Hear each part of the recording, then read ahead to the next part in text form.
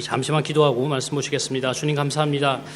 하나님의 말씀 우리 가운데 선물로 주시는 은혜를 감사드립니다. 이 시간 하나님의 말씀으로 듣게 하옵시며 주님 아버지 이 시간 사단마귀의 방해 받지 않는 시간 될 수 있도록 함께해 주시옵소서. 부족한 종을 이 자리에 세우셨으니 입술을 주장하여 주시고 하나님만이 기뻐하시는 말씀, 하나님의 말씀 바로 전하는 시간 될 수 있도록 해주시고 하나님만이 영광 받으시는 시간 될 수 있도록 인도하여 주시옵소서. 은혜를 감사드리며 예수님의 이름으로 감사하며 기도드리옵나이다. 아멘. 오늘의 말씀의 제목은 문과 길입니다. 문. 우리 주변에는 많은 문들이 있음을 볼 수 있습니다. 우리 문 집사님도 계시고 우리 문 목사님도 계시고 많은 문들이 있는 것을 볼 수 있죠. 그런데 이런 주변에 많은 문들이 있는 것을 볼 수 있는데요. 집도 그렇고 쇼핑센터도 그렇고 여기만 해도 수없이 많은 문들이 있는 것을 볼 수가 있습니다. 자, 그런데 이런 문은 어떤 기능을 하고 있는가요? 보통은 바람을 막아준다거나 소음을 차단한다는 등 이런 기능이 있는 것을 볼 수가 있습니다. 또 다른 기능이 있죠. 지금 있는 장소와 다른 장소, 이런 장소들을 구분해주는 역할도 하는 것을 볼 수가 있습니다. 이러한 역할들을 문이 하고 있는데요. 하지만 문의 가장 큰 역할은 바로 한 장소에서 다른 장소로 들어갈 수 있게 해주는, 지금 있는 곳에서 다른 곳으로 들어갈 수 있게 해주는 그런 역할을 하는 것을 볼 수가 있습니다. 예를 들어 설명하자면 지금 예배당과 저 주방을 구분해주는 것은 벽으로 되어 있습니다. 그리고 문이 붙어 있죠.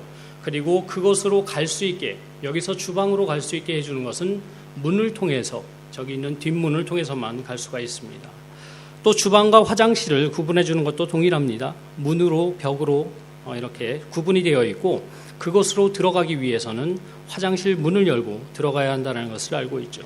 또 예배당 뒤쪽에 있는 문도 동일합니다. 사무실을 구분해주고 또 이 문을 통해서 사무실로 들어가게 해주신 것을 볼 수가 있습니다. 이처럼 문이라는 것, 이것은 지금 내가 있는 장소에서 다른 장소로 가게 해주는, 연결시켜주는 그러한 것이라는 것을 볼 수가 있는 것이지요. 자, 이처럼 문이라는 것은 이런 기능을 하는 것을 볼 수가 있는데요. 자, 오늘 읽은 말씀에서도 보면은 예수님께서 이 문에 대해서 설명하고 계시는 것을 볼 수가 있습니다. 특별히 예수님은 저기에는 문이 두 개가 있으며 그 문 중에서 하나를 골라서 들어가라라고 말씀을 하고 계시는데요. 과연 어떤 문을 들어가야 되며 왜 그 문을 들어가야 되는지 이것을 오늘 말씀에서 설명을 하고 있는 것을 볼 수가 있습니다. 그렇기 때문에 오늘 이 말씀을 통해서 우리가 들어가야 할 문이 무엇인가, 또한 그것에 왜 들어가야 되는가 한번 생각해보는 귀한 시간이 되기를 주님의 이름으로 소원합니다. 오늘 말씀부터는 이제 산상수훈의 결론 부분에 이르게 됩니다. 예수님은 5장에서부터 시작된 산상수훈을 통해서 참된 제자의 삶이 무엇인가, 지금 너희들이 나를 쫓아오고 있는데 이런 제자의 삶이 무엇인가를 쭉 나열하며 설명해 주신 것을 볼 수가 있었습니다. 그리고 나서 크게는 13절부터 오늘 13절부터 24절, 27절까지 소결론으로 4가지 결론을 내리시고 있으며 마지막 28절과 29절에 보면은 마태가 기록한 결론이 기록되어 있는 것을 볼 수가 있는데요. 오늘 읽은 본문의 말씀 13절과 14절은 바로 4가지 소결론 중에서 첫 번째 결론, 이것을 기록하고 있는 것을 볼 수가 있습니다. 제자의 삶이 무엇인가를 들은 그들을 향해서 예수님께서 결론적으로 말씀하신 첫 번째 결론이라는 것이죠. 그 결론이 무엇입니까? 무려 명령으로 지금 기록을 하고 계시는데요. 13절에 보면은 이렇게 기록이 되어 있습니다. 좁은 문으로 들어가라 라고 기록을 하고 있습니다. 문으로 들어가라 라고 말씀하신 것도 있는데 좁은 문으로 들어가라 라고 말씀을 하고 계시죠. 왜 하필 좁은 문으로 들어가야 할까요? 예수님께서는 이것을 설명하시기 위해서 곧바로 큰 문과 작은 문, 좁은 문을 대조하며 설명해주고 계시는 것을 볼 수 있는데요. 문들의 특징에 대해서 말씀을 하고 있습니다. 먼저 큰 문이 있습니다. 여기서 큰 문은 성문과 같이 우리 예전에 이런 영화 같은 것들 보면은 큰 성들이죠. 그런 큰 성들에 붙어 있는 성문과 같이 많은 사람들이 출입하는 문을 의미한다라고 하는데요. 이 큰 문의 특징은 말 그대로 큰 문입니다. 그리고 들어갔을 때의 길도 아주 넓은 길이 있다라는 것을 말씀하고 있습니다. 반면에 또 좁은 문도 있다라고 말씀하시는데 어떤 문입니까? 아주 이것은 크기가 작다라는 의미도 있지만 들어가기도 어렵고 보잘것없는 문이라는 의미를 가지고 있다는데요. 이 좁은 문의 특징은 좁기도 하고 들어가기도 힘들고 들어가서도 길이 너무나도 협착하다라는 것을 설명하고 계시는 것을 볼 수가 있습니다. 이렇게 큰 문과 작은 문, 좁은 문이 있다라고 말씀을 하시는데요. 자, 성도님들은 이 설명만 들으시면은 어떤 문으로 들어가기를 원하시겠습니까? 당연히 큰 문으로 들어가고 큰 길로 가는 것이 맞다라고 생각을 하시겠지요. 그런데 그럼에도 불구하고 예수님은 이렇게 말씀하고 계시는 것입니다. 큰 문이 아니라 그 큰 문이 아니라 좁은 문으로 들어가라라고 말씀하고 계시는 거죠. 그것도 명령으로 하고 계십니다. 왜 이렇게 예수님께서 좁은 문으로 들어가라라고 명령을 하시는 것일까요? 핵심은 바로 이것입니다. 사람들이 좋아하는 큰 문, 아주 멋있는 것 같고 겉이 번지르르한 것 같지만 그 문은 어디로 인도하는 문입니까? 멸망으로 인도하는 길이라는 것을 말씀하고 계십니다. 반면에 보잘것없어 보이고 좁은 문, 너무나도 좁아서 들어가기도 싫은 그 문은 어떤 문이라고 말씀하고 계시죠? 생명으로 인도하는 문이다라는 것을 말씀하고 있습니다.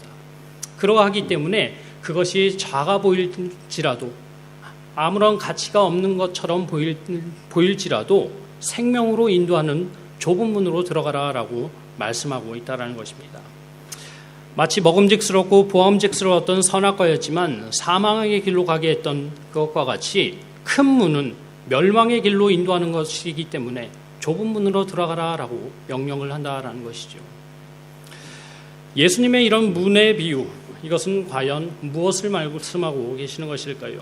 이렇게 예수님께서 말씀하신 의도는 무엇일까요? 이는 예수님의 요한복음에 기록된 다른 비유를 보면 더욱더 확실하게 이해할 수 있는 것을 볼 수가 있는데요.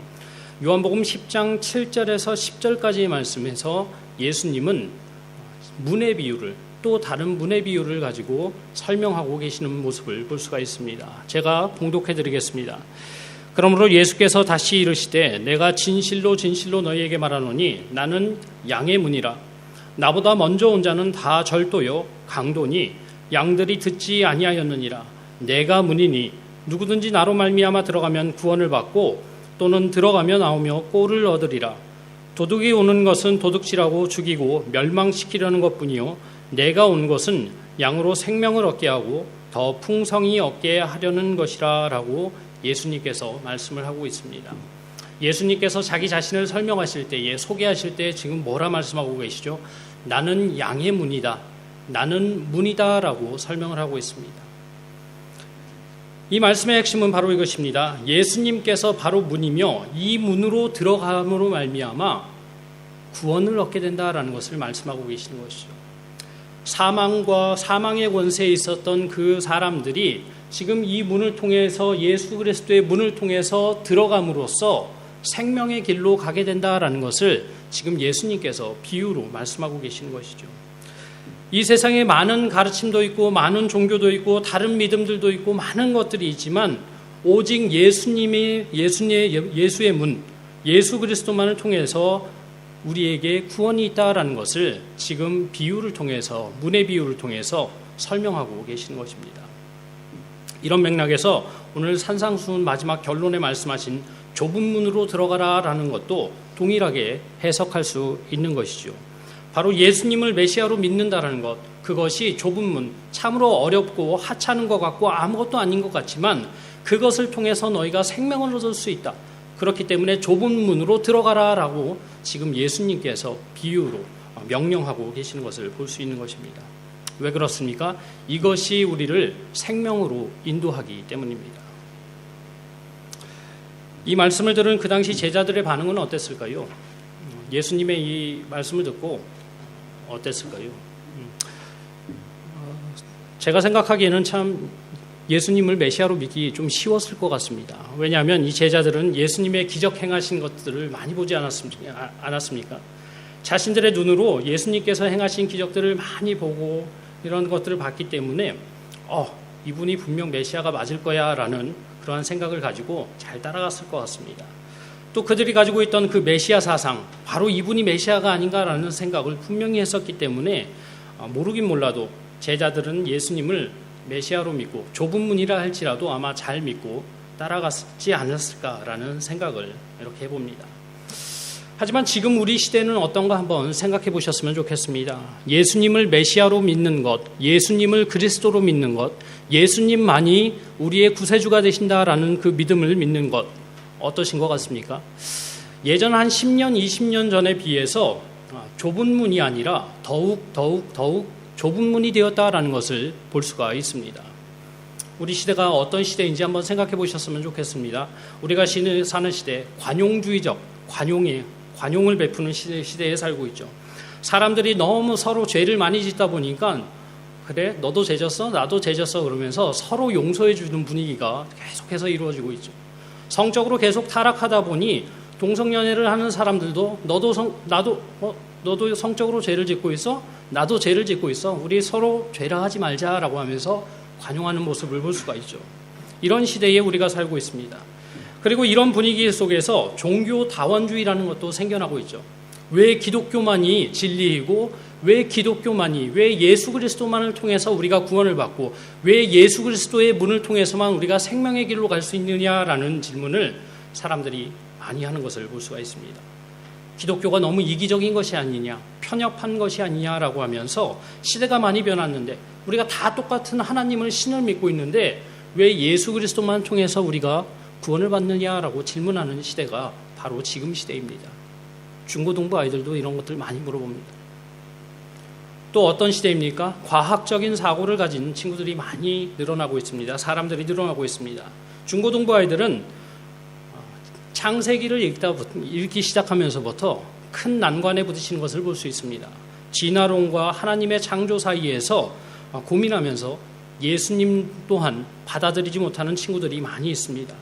기적이라는 것에 대해서 과학적인 증거가 어디 있느냐 한번 보여줘라 라고 하면서 질문하며 믿지 못하는 것, 예수님께서 행하신 그러한 것들을 다 믿지 못하고 도저히 과학적으로는 불가능한 것이다 라고 하면서 예수님을 믿지 않는 친구들이 많이 있는 것을 볼 수 있습니다. 어른들도 마찬가지죠. 인터넷을 통해서 그런 것들을 많이 접할 수 있습니다.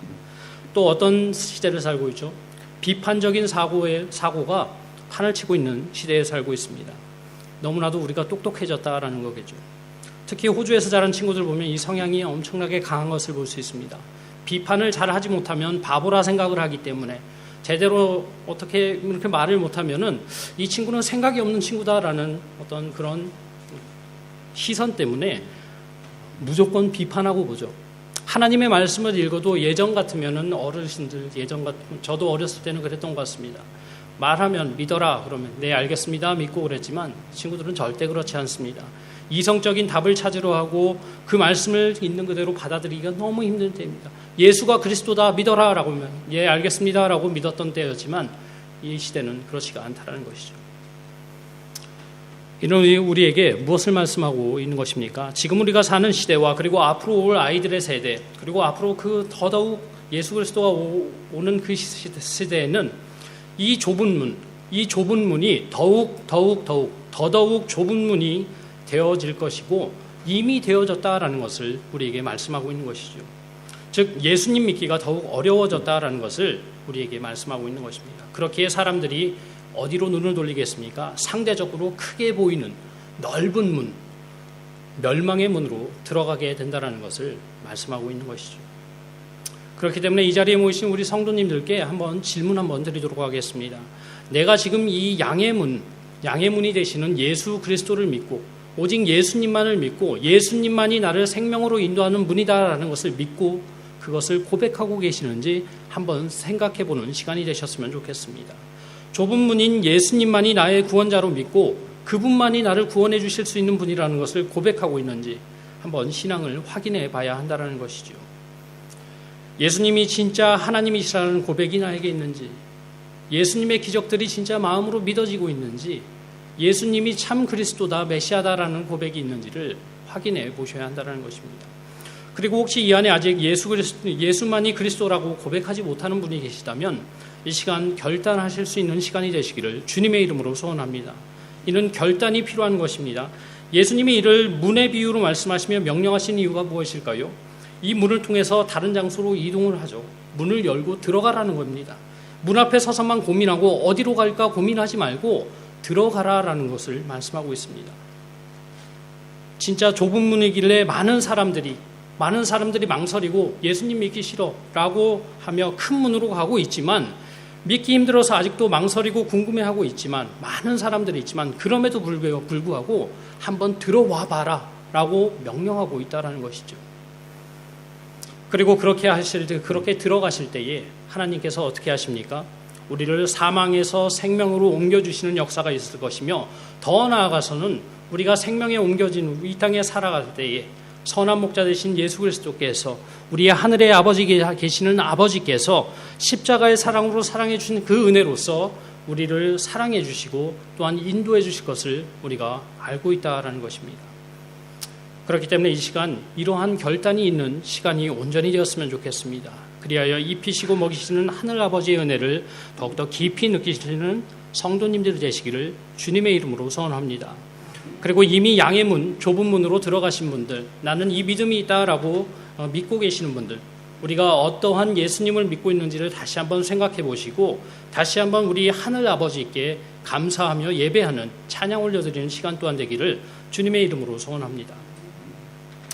자, 이렇게 결단을 해서 우리는 좁은 문으로 들어가게 됩니다. 예수 그리스도를 믿겠다라는 그 결단을 하고 우리는 문으로 들어가서 사망에서 생명으로 옮겨졌다라는 것을 우리 성경에서 말씀하고 있죠.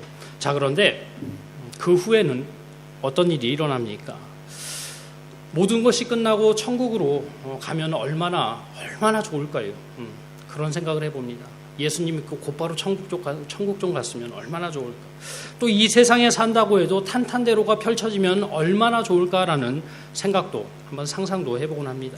하지만 성경은 그렇게 말씀하고 있지 않죠. 예수님은 말씀하셨습니다. 오늘 말씀의 제목이 무엇입니까? 문과 길이 있다라고 말씀하고 있습니다. 문이 있고 또 그 문을 열고 들어가면은 길이 있다라는 것을 말씀하고 있습니다. 큰 문으로 들어가면 멸망의 길이긴 하지만 길이 엄청 넓다라고 말을 하고 있죠. 그런데 좁은 문으로 들어가면, 예수님을 믿고 좁은 문으로 들어가면 생명길이긴 한데 그 문이 어떻다라고 말씀하고 있습니까? 협착하다라고 말씀합니다. 예수님 믿는다 해서 끝이 아니다라는 것이죠. 예수님 믿고 성도의 삶 사는 게, 제자의 삶을 사는 게 협착하다, 좁은 길을 가는 것 같다라는 것을 말씀하고 계시는 것이죠. 여기서 협착하다라는 단어의 의미는 그런 의미가 있다라고 합니다. 한 사람이 겨우 지나갈 수 있을 정도의 넓이의 길이라고 합니다. 그런 넓이를 뜻한다라고 합니다. 왜 우리 인디아나 존스 같은 영화를 보면은 다 보셨죠? 네. 중고등부 아이들 이런 영화 모르더라고요. 네. 인디아나 존스와 같은 영화를 보면은 절벽 사이에 한 사람이 겨우 지나갈 수 있을 정도로 그런 넓이의 정도를 협착하다라고 표현을 한다라고 합니다. 즉 예수님 무슨 말씀을 하고 있는 거죠? 예수님을 믿고 따르는 것, 예수님을 믿고 또 그 길을 가는 것, 그것이 진짜 불가능할 것만 같다라는 그런 길이라는 것을 지금 예수님께서 우리에게 말씀하시는 것이죠.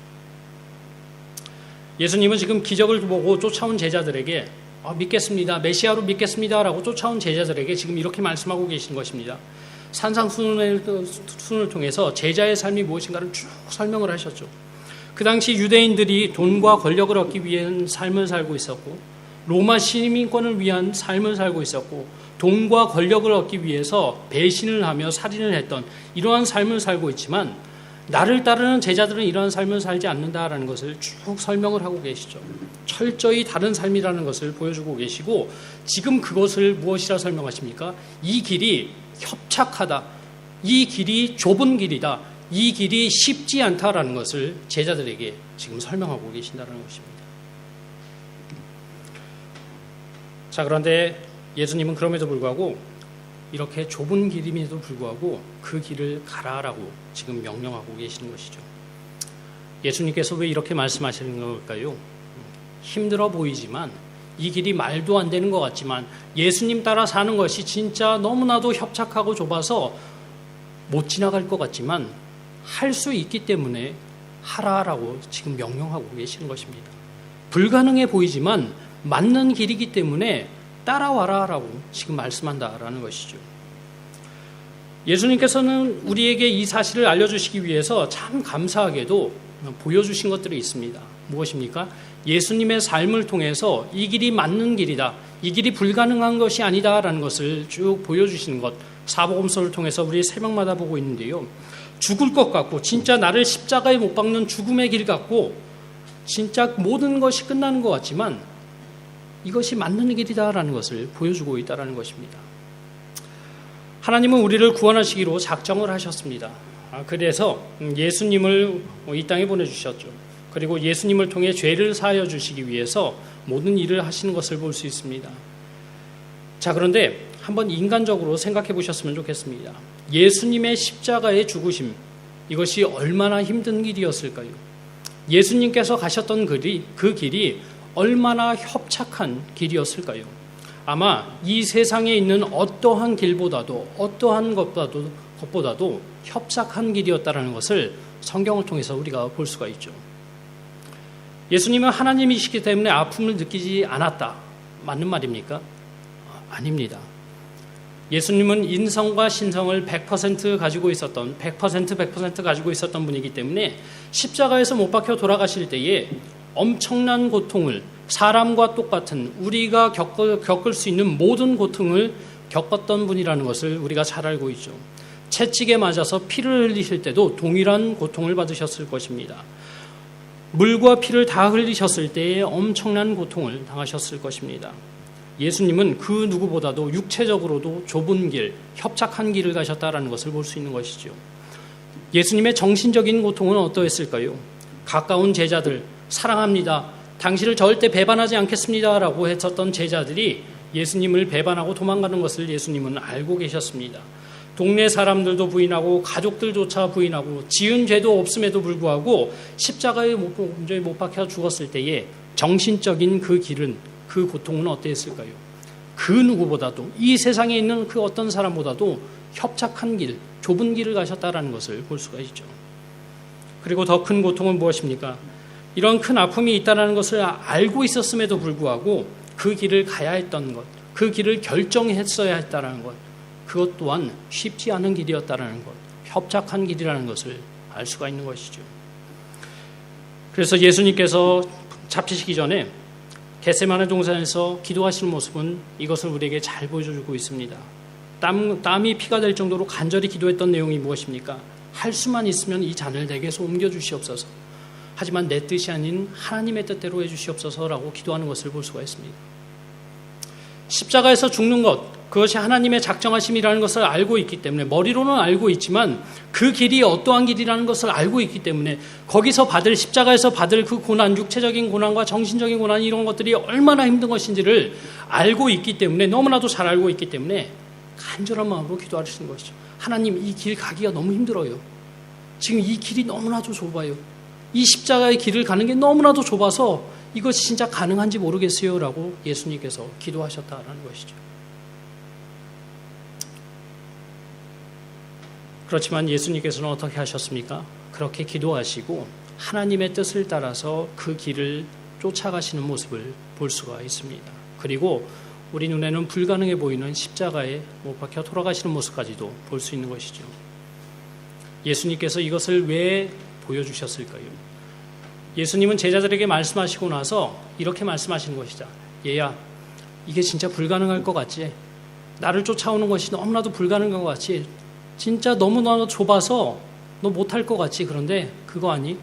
내가 앞으로 너에게 예를 보여줄 거야. 어떻게 하면 나를 따라올 수 있을지 내가 지금 보여줄 테니까 잘 보고 배우렴 하고 예수님께서 제자들에게 말씀하고 계시는 것이죠. 그리고 진짜 길이 있어. 쫓아와봐. 내가 너와 함께 할 것이야 라고 말씀하고 계시는 것입니다. 이 예수님의 이 말씀은 지금 우리에게도 동일하게 적용됨을 잊지 마셨으면 좋겠습니다. 교회에서 많은 분들, 예수님을 믿는 많은 분들은 이미 좁은 문으로 들어오셨습니다. 참 하나님께 감사드려야 되죠. 하지만 그것이 끝이 아니라는 사실을 잊지 말아야 합니다. 우리는 좁은 길을 또 가고 있는 사람이라는 사실을 잊지 마셨으면 좋겠습니다. 많은 분들이 그 길이 너무나도 좁기 때문에, 협착하기 때문에 무엇을 하고 계십니까?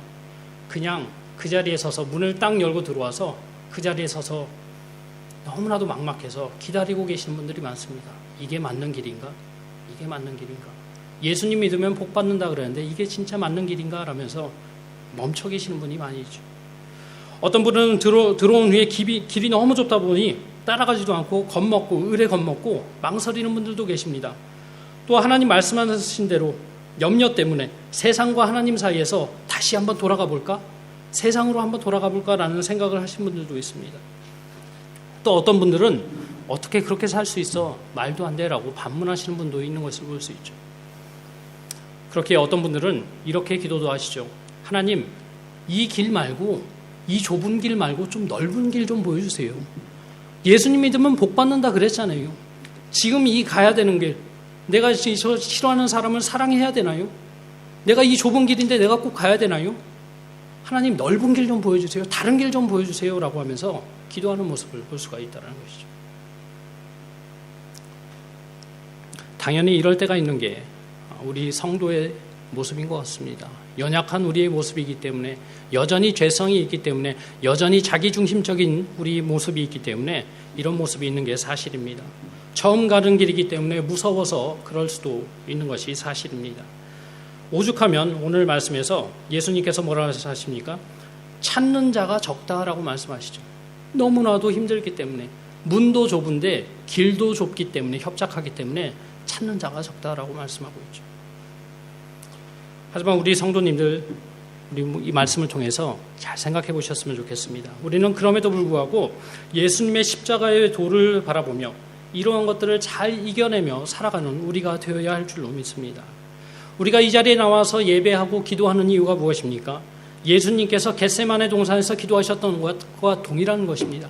하나님, 이 길이 너무나도 좁아요. 저 사람 용서하는 게 너무나도 힘들어요. 사랑하는 게 너무나도 힘들어요. 하나님, 세상적인 유혹이 너무나도 많이 있어요. 나도 불법도 해보고 싶고 나도 돈 많이 벌어보고 싶고 넓은 길을 원해요 라고 기도하기 위해서 모입니까? 아니죠. 하나님, 진짜 이 길이 너무나도 힘든 것 같아요. 불가능할 것 같아 보여요. 이 길을 따라가는 거, 하나님께서 보여주신, 성령님께서 인도하시는 이 길이 나는 너무나도 힘들어요. 그렇기 때문에 하나님, 진짜 힘들지만 하나님 도와주세요라고 기도하기 위해서 우리가 이 자리에 모여서 기도하고 예배한다라는 것이죠.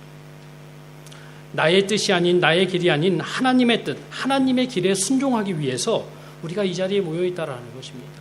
그렇기 때문에 협착하지만 예수 그리스도의 그 은혜로 말미암아, 성령님의 인도하심으로 말미암아 우리가 그 길을 갈 수 있다라는 것입니다. 그렇기 때문에 이 자리에 모이신 모든 성도님들, 이것을 위해서 늘 기도하며 그 길을 쫓아가시는, 예수님의 그 십자가의 도를 쫓아가시는 성도님들이 되시기를 주님의 이름으로 소원합니다. 그래야 해서 주가 보이신 그 생명의 길을 잘 쫓아가서 진짜 하나님 앞에 갔을 때에 잘 왔다 착하고 충성된 종들아 라고 칭찬 듣는 우리 모두가 되실 수 있는 성도님들이 되시기를 주님의 이름으로 소원합니다. 결론을 맺도록 하겠습니다. 산상수훈의 첫 번째 결론이 무엇입니까? 문으로 들어가고 그 길을 쫓아가라라는 것입니다. 걸어가라라는 것입니다. 좁은 문인 것 같지만 예수 그리스도를 믿고 메시아로 믿고 쫓아가라. 또 불가능할 것 같지만 그 협착한 길을 잘 따라가라. 왜냐하면 예수님이 불가능한 게 아니야. 예수님이 이미 보여주셨어라고 말씀하고 있다는 것이죠. 그렇기 때문에 이 두 가지, 문과 길, 이것을 잘 기억하시며 우리 성도님들 하나님 앞에 가는 그날까지 이것을 잘 순종하며 하나님께 영광 돌리며 살아가시는 성도님들 되시기를 주님의 이름으로 소원합니다.